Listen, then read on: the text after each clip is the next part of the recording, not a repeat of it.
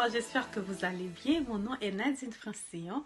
Je remercie Emmanuel, son épouse et toute l'équipe de Family First Ministry de m'avoir invité à prendre la parole et de traiter d'un sujet, d'une question qui est quand même très importante, surtout quand une chrétienne ou bien un chrétien épouse un non-croyant ou bien une non-croyante. Est-ce que le fait d'épouser quelqu'un qui n'est pas chrétien fait en sorte que nous ne sommes plus une seule chair? Vous savez, le mariage, c'est une institution qui a été instaurée dès le début par Dieu. Et Dieu dit dans sa parole, l'homme quittera son père et sa mère et s'attachera à sa femme et les deux deviendront une seule chair. Donc, quand vous épousez quelqu'un, que la personne soit chrétienne ou non, c'est que ça devient légal. Aux yeux de Dieu, c'est légal. Et parce que c'est légal, nous devons obéir au commandement de Dieu qui dit que la femme doit être soumise, que la femme doit vraiment aimer son mari et que le mari doit aimer sa femme.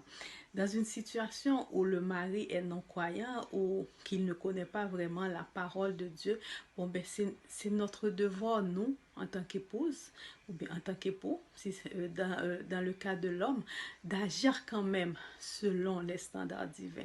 On ne peut pas agir d'une façon contraire à notre foi. Donc, on épouse un non-croyant et l'apôtre Paul nous le dit très bien dans 1 Corinthiens 7, le verset 13-14. Si vous épousez un non-croyant, le non-croyant est sanctifié par vous. Donc, on sanctifie le mari ou bien la femme qui est non-croyant parce que nous sommes sanctifiés.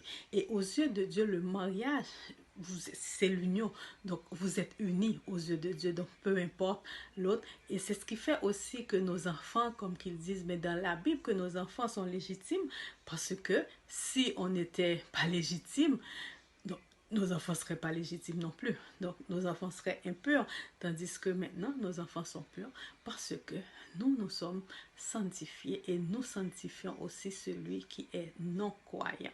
Donc, en tant qu'épouse de quelqu'un qui est non-croyant, nous devons remplir nos tâches, nous devons faire tout ce qu'il faut pour rester toujours dans la volonté de Dieu.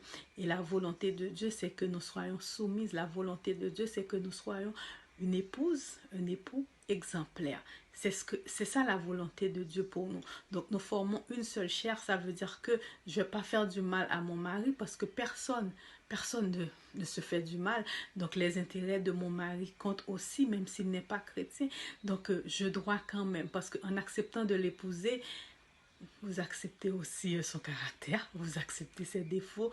Donc c'est vraiment, c'est important d'être soumis, d'être soumise.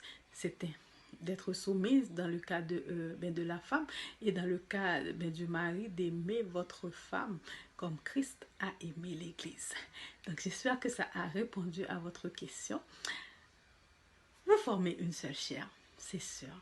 Et parce que vous êtes sanctifié, vous êtes chrétienne, donc vous sanctifiez aussi celui qui est, ou bien celle qui est non-croyant. Le Seigneur vous bénisse.